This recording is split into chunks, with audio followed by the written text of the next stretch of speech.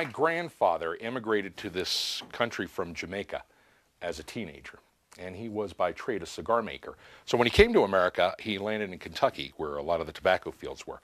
And he wasn't there for very long when he went into the small town near where he was working, and he heard a psst from the alleyway. And he walked in, and there was a guy in there playing with some cards. And the guy said to him, hey, buddy, how'd you like to make yourself some quick money? Well, now, my grandfather was not averse to that. He really didn't have much when he came to this country, and he was a little cautious, though, because they had card cheats even in Jamaica. And so when he shuffled the cards, he watched very intently as the man said, all you have to do is follow the play of one card. If you can follow the money card, you can win yourself a lot of money.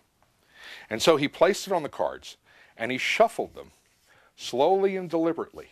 And my grandfather watched very, very carefully, and the man put out 1, 2, 3, 4 cards on the table. And he said to my grandfather, if you guess which card is the money card, you win the money. Now, my grandfather was a little suspicious. He thought perhaps that the money card wasn't even on the table. But when the gambler showed him the rest of the cards in his hand, he realized he had no reason to be suspicious whatsoever. Now, Tamara, which of those cards would you have bet on? You're not going to win a freezer or anything, Tamara. I mean, okay, well, that's exactly the card my grandfather bet on. Excellent. Yeah, and that's when the gambler made his move. And he said, oh, I'm sorry, son, you've lost your money. I've got the money card right here. At that point, my grandfather realized that he had been cheated. And so he performed a little Jamaican magic that he knew. And as the gambler reached for the money, he said, wait, that's the card I bet on.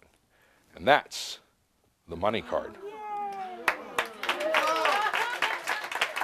Well, the gambler froze in his tracks, and when he turned over the card that just a moment ago was the money card, he realized he'd been beaten by someone or something he didn't really understand.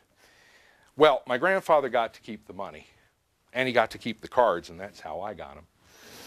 Because they were of no earthly use to the gambler. That's because you simply can't play a money game with that many money cards.